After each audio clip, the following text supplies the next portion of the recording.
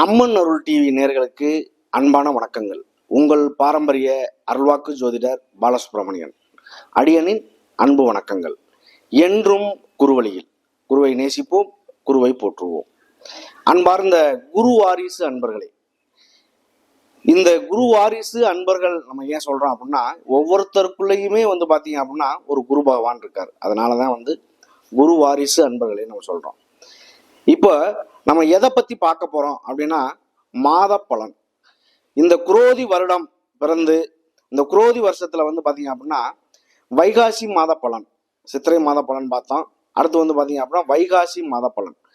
தமிழ் மாதத்துல பாத்தீங்க அப்படின்னா என்னென்ன சுப நிகழ்ச்சிகள் வருது, என்னென்ன அசுபமான நிகழ்ச்சிகள் வருது, இது எல்லாமே பாத்தீங்க அப்படின்னா நல்ல நாள், கெட்ட நாள், கரி நாள், இது எல்லாமே தொடர்ச்சியா பார்க்க போறோம். இந்த தமிழ் மாசம் வைகாசி மாசத்துல பாத்தீங்க அப்படின்னா முகூர்த்த நாட்கள். மெயினா பாத்தீங்க அப்படின்னா ஒரு சுபகாரியம் பண்ணணும், ஒரு நல்லது பண்ணணும் அப்படின்னாலே பாத்தீங்க அப்படின்னா நமக்கு முகூர்த்த நாள்கள் தான் தேவைப்படுது. இந்த முகூர்த்த நாள்கள்ல பாத்தீங்க அப்படின்னா 20ஆம் தேதி ஞாயிற்றுக்கிழமை, 2/6/2024 இங்கிலீஷ்க்கு. இதே பாத்தீங்க அப்படின்னா தமிழ்ல 20ஆம் தேதி, 27ஆம் தேதி, 28ஆம் தேதி, 30ஆம் தேதி. இந்த 4 முகூர்த்தங்கள் பாத்தீங்க அப்படின்னா நல்ல மெயினான முகூர்த்தமா இருக்கு.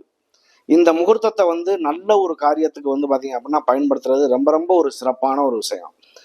இந்த வைகாசி மாசத்துல பாத்தீங்க அப்படின்னா மெயினா வைகாசி விசாகம் வருது. இந்த விசாக நட்சத்திரங்கிறது பாத்தீங்க அப்படின்னா ஒரு ரொம்ப விசேஷமான, வைகாசி மாசத்திலேயே விசாகம் நட்சத்திரங்கிறது பாத்தீங்க அப்படின்னா ரொம்ப விசேஷமான ஒண்ணு. அதுலயும் அக்னி நட்சத்திரம் ஓடிக்கிட்டு இருக்கு. அக்னி நட்சத்திரம்னா கத்திரி வெயில் சொல்றோம்ல, இந்த கத்திரி வெயில் பாத்தீங்க அப்படின்னா கிட்டத்தட்ட ஒரு 27 நாட்கள் ஓடுது. சித்திரை மாதம் 21ஆம் தேதியே ஆரம்பிச்சிருது. அதாவது 4/5/2024 ஆரம்பிச்சு வைகாசி அதாவது 18ஆம் தேதி முடியுது. 31/5/2024 இந்த கத்திரி வெயில் முடியுது. கிட்டத்தட்ட 27 நாட்கள் இது நடைமுறையில இருக்கு. இது கத்திரி வெயில்ல வெயிலினுடைய தாக்கங்கள் கொஞ்சம் அதிகமாகவே இருக்கும், கண்டிப்பாக இருக்கும்.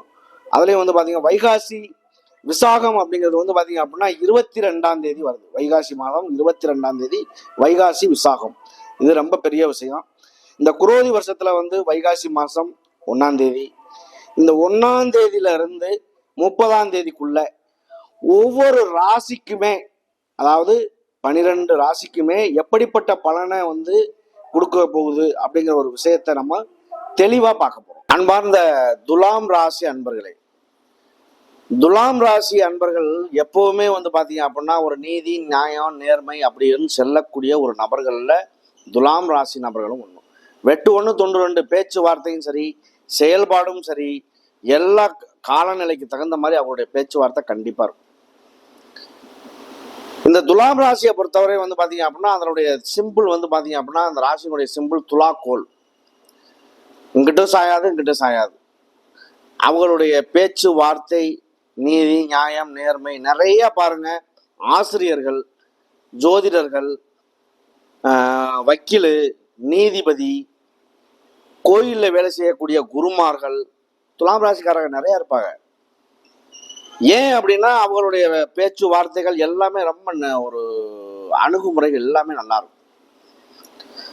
இந்த துலாம் ராசியில பாத்தீங்க அப்படின்னா அதனுடைய ராசிநாதன் சுக்கிர பகவான். அதே மாதிரி ஒரு டீசெண்டான வாழ்க்கை, நல்ல சின்ன குடும்பமா இருந்தாலும் அது வாழ்க்கையில ஒரு நல்ல ஒரு மாற்றங்கள், ஒரு சுத்தபத்தம், ஒரு சுகாதாரமா வாழ்றது, இது எல்லாமே கடைபிடிப்பாங்க. அப்ப இந்த துலாம் ராசி எப்படி இருக்கு அப்படிங்கிற ஒரு விஷயத்த இந்த வைகாசி மாத பலன் அப்படிங்கிற ஒரு பலன்ல நம்ம பார்ப்போம். நீண்ட நாள் பயணம் செய்யக்கூடிய கிரகங்களான சனி பகவான், ராகு, கேது, குரு பகவான். இதுல சனி பகவான் உங்களுடைய ராசியில உச்சமாகக்கூடிய ஒரு இடம் துலாம் ராசி. உச்சம்னா என்ன?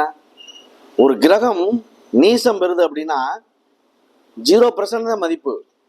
அதே கிரகம் பாத்தீங்க அப்படின்னா ஆட்சி பலம் பெறுது அப்படின்னா 100% மதிப்பு. அதே கிரகம் உச்சம் பெறுது அப்படின்னா, இப்ப சுக்கிரன் இருக்காரு அப்படின்னா சுக்கிரன் பாத்தீங்க அப்படின்னா மீன வீட்டுல ஒரு உச்சம் பெறுவார்.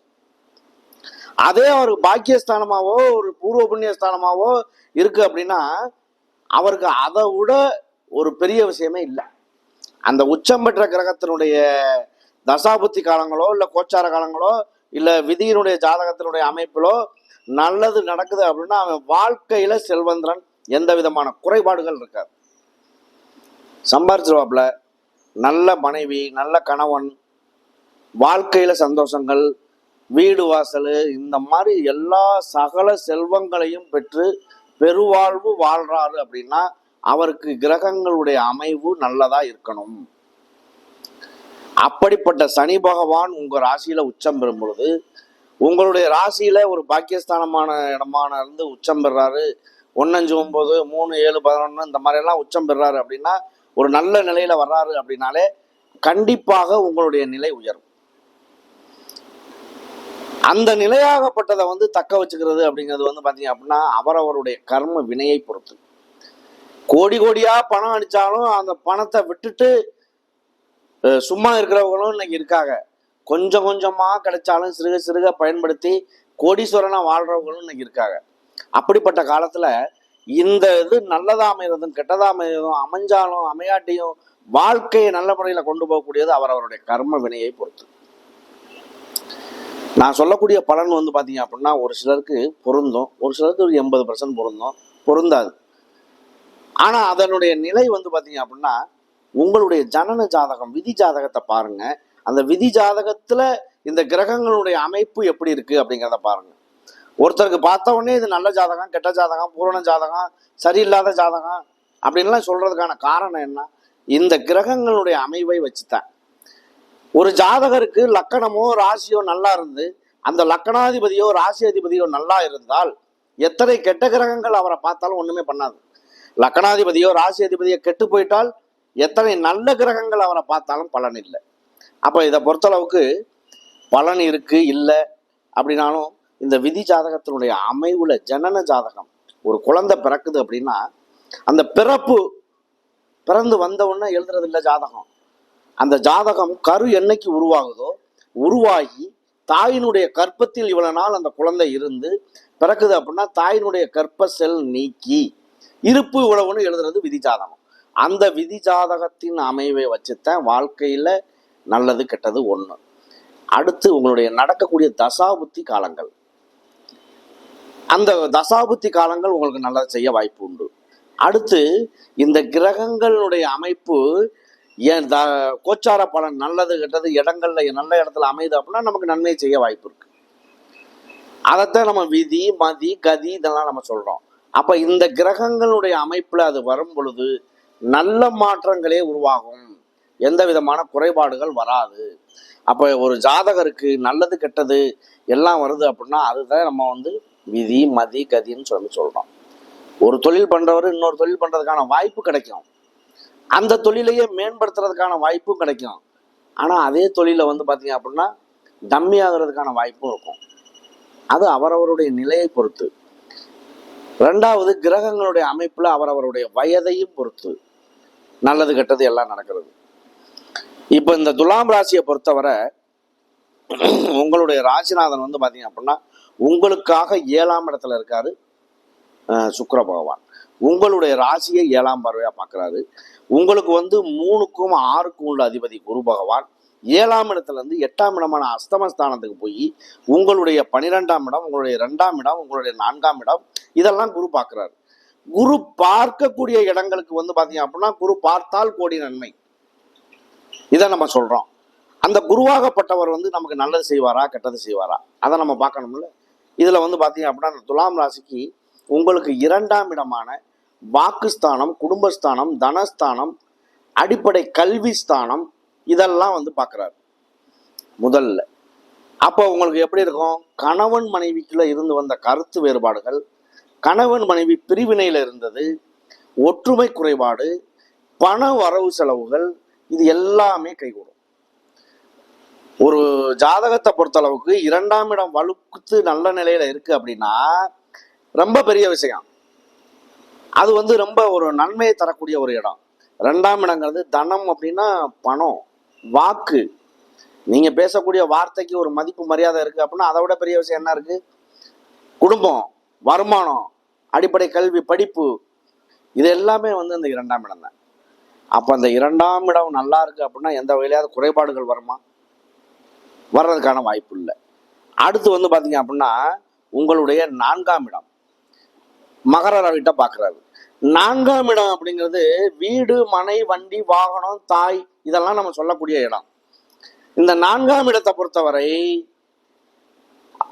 வண்டி வாகனங்கள், பழைய வண்டியை புதுசாக்குறது, புனரமைக்கிறது, பழைய வீட்டை வேலை பார்க்கறது, தாயினுடைய உடல்ல இருந்து வந்த உடல்நிலை சரியில்லாம இருக்கு அப்படின்னா அது சரி பண்றது. அப்ப இதெல்லாமே வந்து பாத்தீங்க அப்படின்னா ஒரு நன்மையை தரும். புதுசா வீடு கட்டுறது, புது வண்டி வாங்குறது, வாகனங்கள் வாங்குறது, சின்னதுல இருந்து பெருசுல இருந்து அவரவருடைய தகுதிக்கு தகுந்தாற் போல் வாகனங்கள் வாங்குறது, புதுசா வீடு கட்டுறது எல்லாமே வந்து பாத்தீங்க அப்படின்னா இந்த மாதங்கள்ல வந்து 4 மாதங்கள் வாஸ்து கிடையாது, 8 மாதங்கள் வந்து பாத்தீங்க அப்படின்னா வாஸ்து உண்டு. இந்த 8 மாதங்கள்ல 1.5 மணி நேரம் வாஸ்து இருக்கு அப்படின்னா அதுல 18 நிமிஷங்கிறது ரொம்ப முக்கியம்.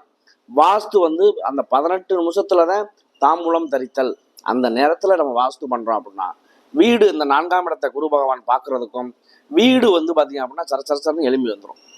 கடன் வாங்கினாலும் வீடை கட்டிடுவோம், அப்புறம் கடனை கட்டிடுவோம். இது நடந்துதான் தீரும். அதுல எந்த விதமான மாற்றம் இருக்காது. அப்ப இதை பொறுத்தவரை இந்த துலாம் ராசியை பொறுத்தவரை சித்திரை நட்சத்திரம், சுவாதி நட்சத்திரம், விசாக நட்சத்திரம், இந்த 3 நட்சத்திரங்கள் உண்டு. சித்திரை நட்சத்திரம் என்பது செவ்வாய் பகவானுடைய நட்சத்திரம். உங்களுக்கு 2க்கும் 7க்கும் உள்ள அதிபதி தான் செவ்வாய் பகவான். அவர் வந்து பாத்தீங்க அப்படின்னா உங்களுக்காக 6ஆம் இடத்துல ராகுவோட சேர்ந்து இருக்காரு. அதுவே உங்களுக்கு ஒரு பிளஸ் பாயிண்டா கூட அமைய வாய்ப்பு உண்டு. ஆனால் இந்த 2க்கும் 7க்கும் உள்ள அதிபதி செவ்வாய் வந்து பாத்தீங்க அப்படின்னா நிலத்துக்கு சொந்தக்காரன், இடத்துக்கு சொந்தக்காரன். கண்டிப்பா இந்த மாதிரி ஒரு நல்ல நேரங்கள் நடக்கும் பொழுது கையகலை இடம், ஒரு பிளாட்டு, வீடு கட்டுறதுக்கு பிளாட்டு, வீட்டிடம் வாங்குறது, விவசாயத்துக்கு இடம் வாங்குறது, இந்த மாதிரி எல்லாம் கூட அமையறதுக்கு வாய்ப்பு உண்டு. அவரவருடைய தகுதிக்கு தகுந்தார் போல் விவசாயம் பண்ணி பெருசா இடம் ஏக்கர் கணக்கில் வாங்கணும் அப்படிங்கிற ஒரு எண்ணம் இருந்து பண்றாருன்னா பணம் அதிகமா இருக்கணும், வாங்கிடுவாரு. இல்லை வீட்டு இடமே வாங்குவாரு. வீட்டுக்கு பக்கத்திலேயே அமையும், வீடு இருக்கும், அந்த வீட்டுக்கு பக்கத்திலேயே வந்து பாத்தீங்க அப்படின்னா கிடைக்காத ஒரு விஷயம் பக்கத்துல இடம் கிடைச்சிடும். அப்ப அது அவருக்கு பெரிய சந்தோஷம் தான். அந்த மாதிரி வாய்ப்புகள் கிடைக்க வாய்ப்பு உண்டு. ராகுவோட இருக்கிறதுனால பிரம்மாண்டப்படுத்துவார். இதே இது ராகு செவ்வாய் வந்து பாத்தீங்க அப்படின்னா யுத்தகாரகன், 2மே சண்டை போடக்கூடிய கிரகம். இதுல எந்த கிரகங்கள் வந்து அதிக டிகிரி வாங்குதோ அது பலசாலியா வரும்.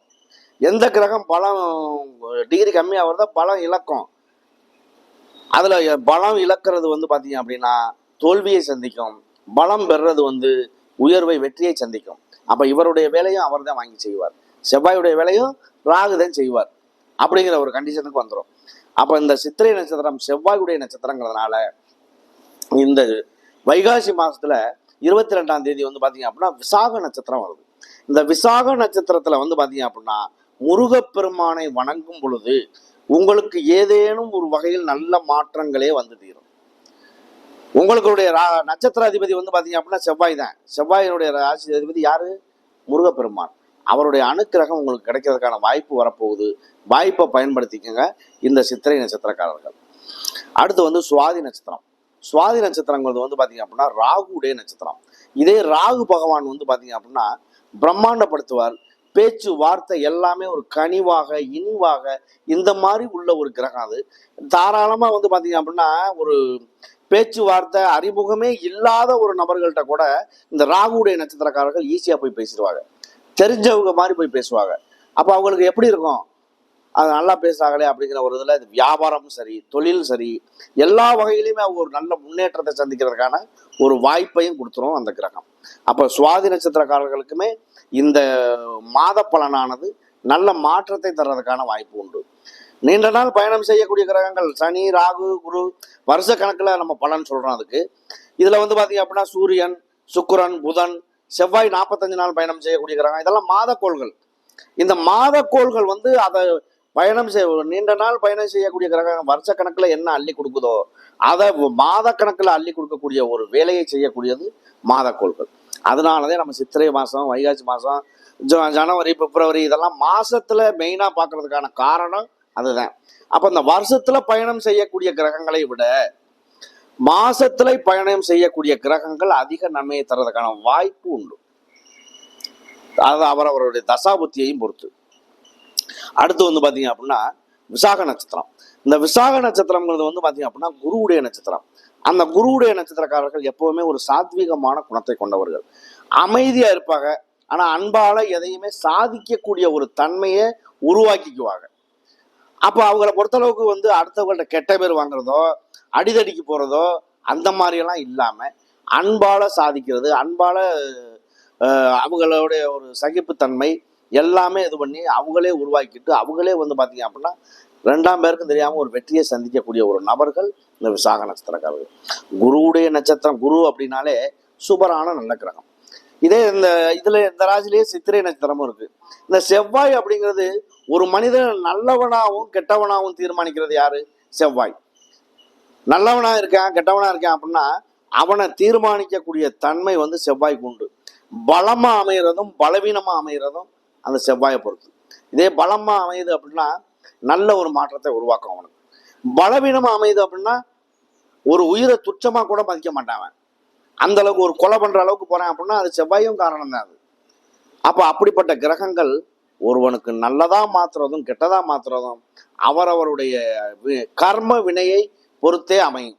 கண்டிப்பா முன் ஜென்மத்துல என்ன நம்ம நல்லது செஞ்சோம் அப்படின்னாலும் கெட்டது செஞ்சோம் அப்படின்னாலும் அதுக்கு தகுந்ததுதான் நடக்கும்.